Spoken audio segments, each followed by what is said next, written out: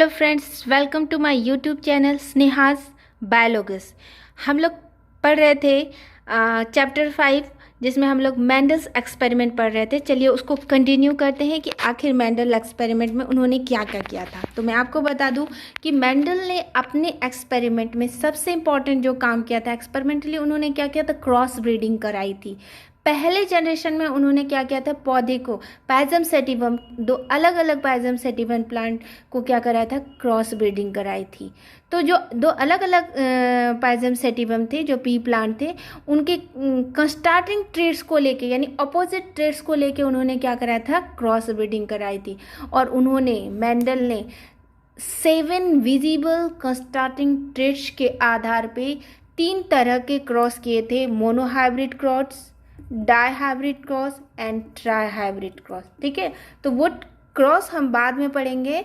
आपको मैं पहले बताती हूँ कि वो 7 विजिबल कंट्रास्टिंग ट्रेड्स क्या क्या हैं। ठीक है, तो पहला आप देखिए कि पहला जो है उन्होंने लिया था स्टेम हाइट, यानी पी प्लांट के स्टेम हाइट को देखा था। तो उसमें देखा था कि उन्हें 2 अलग अलग ट्रेड्स आते थे, एक टॉल और दूसरा ड्वार्फ। तो इसमें जो टॉल है वो डोमिनेंट ट्रेड्स थे और जो ड्वार्फ है वो रिसेसिव ट्रेड्स थे। ये जब आप मोनोहाइब्रिड क्रॉस पढ़ेंगे तब आपको अच्छे से समझ में आएगा डोमिनेंट ट्रेड्स किसे कहते हैं और किस आधार पे। लेकिन मैं आपको तब तक बता दूं कि डोमिनेंट ट्रेड्स वैसे ट्रेड्स को करते हैं जो डोमिनेंट जीन के कारण खुद को क्या करते हैं, एक्सप्रेस करते हैं। सपोज दैट टॉलनेस के लिए जीन क्या होता है, टी होता है, और रिसेसिव ट्रेड्स के लिए जीन क्या होता है, स्मॉल टी होता है।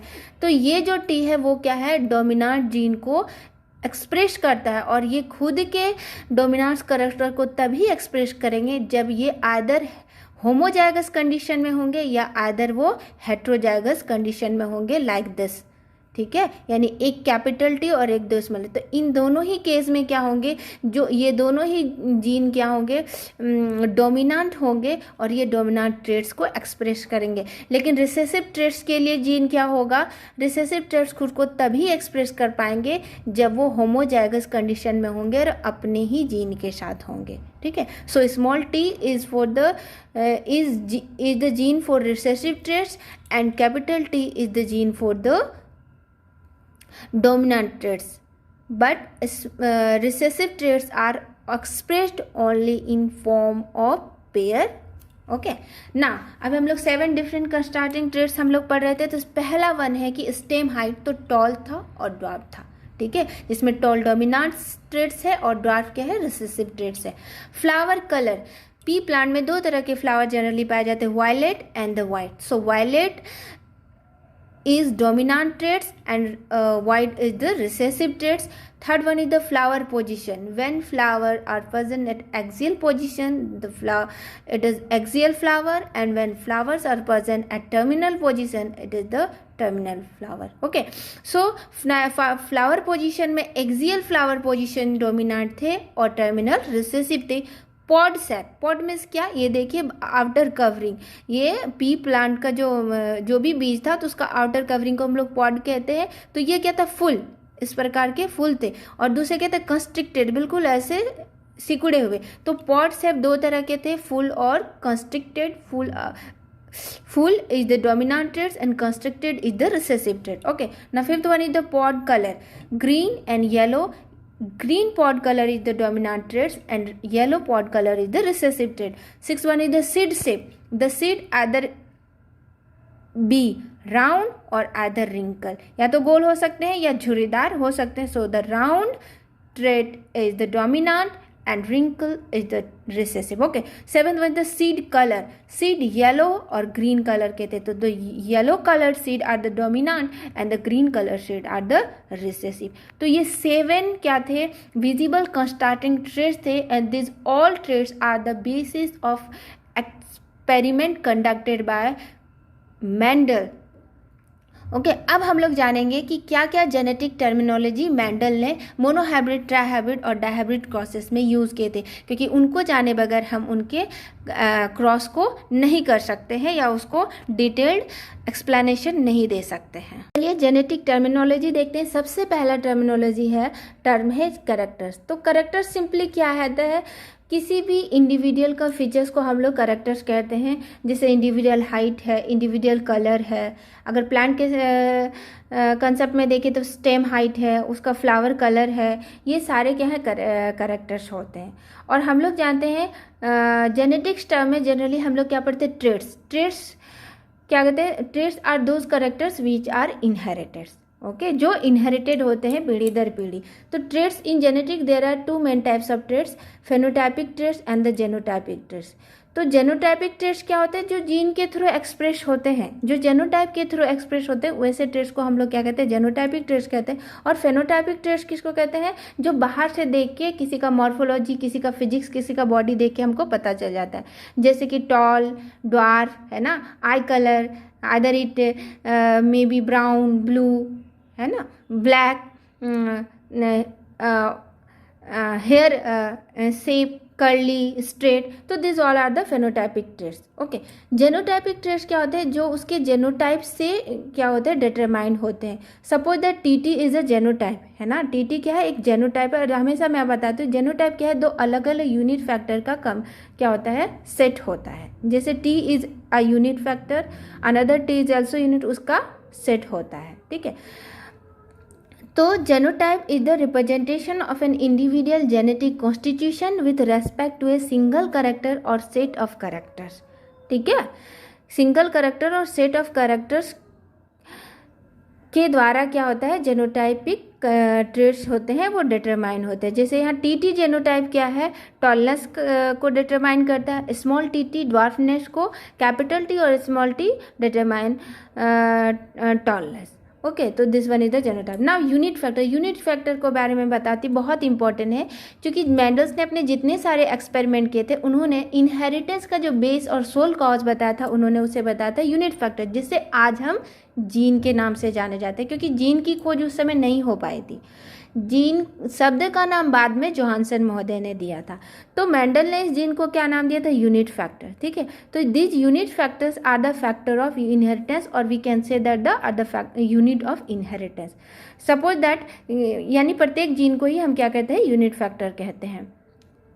जैसे T, suppose that T is a gene, so according to Mendel T is a unit factor. Small t is also a gene, so according to Mendel small t is a unit factor. और हर एक unit factor बोलता है एक जो होता है characters को control करता है। जैसे T है टॉलनेस के लिए, स्मॉल t है ड्वार्फनेस के लिए, ठीक है। और एलिल, एक अदर टर्म आता है एलिल। एलिल किसको कहते हैं, तो हम एलिल तभी कहेंगे, उस शब्द को तभी नाम दे सकेंगे जब ये यूनिट फैक्टर्स क्या होंगे, पेयर में होंगे। और कब पेयर में होंगे, तो मैं आपको बता दूं, अल्टरनेटिव पेयर्स में होंगे। जैसे देखिए, व्हेन यूनिट फैक्टर्स और gene is present in two alternative form then it will be a allele. Suppose that, देखिए कैपिटल टी स्मॉल टी दो अल्टरनेटिव फॉर्म में है, या फिर आप कह सकते हैं कि ये क्या है, हेट्रोजाइगस कंडीशन में है ना, तो ये क्या है, एलील है। y और स्मॉल y भी देखिए दो अलग अलग यूनिट फैक्टर्स है, और RR भी दो अलग अलग यूनिट फैक्टर्स है, ऑपोजिट यूनिट फैक्टर्स है, तो ये एलील कहलाते हैं। तो एक्चुअली एलील हमेशा क्या होता है, अल्टरनेटिव फॉर्म में रहता है, और इसी पेयर ऑफ एलील को, ये एलील का जो पेयर है इसी को हम लोग एलीलोमॉर्फिक पेयर भी कहते हैं। तो एलील को सिंपली कब हम लोग क्या कहेंगे कि जब यूनिट फैक्टर्स पेयर में रहते हैं, और कब, तो अल्टरनेटिव पेयर में रहते हैं, तो उसको हम एलील कहते हैं। अब होमोजाइगस, देखिए बहुत बार हम ये टर्म पढ़ेंगे, होमोजाइगस जीन, हम लोग पढ़े होमोजाइगस क्रोमोसोम, यानी वैसे क्रोमोसोम जो एक जैसे दिखते हैं। तो ये होमोजाइगस क्या है, जब यूनिट फैक्टर क्या होते हैं, सिमिलर जीन होते हैं, है ना, a set of similar unit factor, और we can say that a set of similar gene are the homozygous. Suppose that double T, double capital T are the homozygous, double capital R also the homozygous, double capital Y is also the homozygous। तो ये सारे क्या है, set of similar gene है, इसलिए इसको हम लोग होमोजाइगस कहते हैं, या फिर हम कह सकते हैं two allele of similar gene, है ना। ये दो अलग अलग एलील जो है वो एक ही जीन के हैं, ठीक है। तो हेट्रोजाइगस क्या करेंगे, एकदम इसके जस्ट विपरीत, अ सेट ऑफ डिसिमिलर जीन, है ना। डिसिमिलर जीन को हम लोग क्या कहेंगे, हेट्रोजाइगस। जैसे टीटी, इसी हेट्रोजाइगस को हम लोग क्या कहेंगे, एलील या एलीलोमॉर्फिक जीन भी हम इसे कह सकते हैं, है ना, पेयर भी कह सकते हैं। हेट्रोजाइगस कंडीशन कहते हैं। और क्या टर्म यूज होता है, एक टर्म होता है डोमिनेंट और एक टर्म होता है रिसेसिव। तो हम लोग वो भी पढ़ लेते हैं कि डोमिनेंट किसे कहते हैं, रिसेसिव कहते हैं। तो डोमिनेंट क्या होता है, सपोज दैट क्या है, टी क्या है, एक जीन है या एक यूनिट फैक्टर है, वो किसके लिए, टॉलनेस के लिए है ना, T is for the tallness. Small T unit factor है किसके लिए, ड्वार्फनेस के लिए है। तो क्या कह रहा है, डोमिनेंट क्या होता है, an allele that influence the appearance of phenotype even in the presence of an alternative gene, यानी वो अपना फेनोटाइपिक करेक्टर तभी शो करेगा जब वो अपने, तभी शो कर देता है जब वो अल्टरनेटिव जीन के साथ रहता है। जैसे टी तो टॉलनेस के लिए रेस्पॉन्सिबल है ही, ये देखिए अल्टरनेटिव जीन के साथ रहते हुए भी वो क्या करता है, टॉलनेस के लिए अपने फेनोटाइप कैरेक्टर्स को एक्सप्रेस कर देता है। That's why capital T is known as a dominant unit factor और responsible for the dominant characters और ट्रेट्स। ठीक है, अब उसी तरह हम क्या कहते हैं, रिसेसिव ट्रेट्स किसको कहते हैं आप जाने, an allele that influence the appearance of phenotype only in the presence of another identical gene.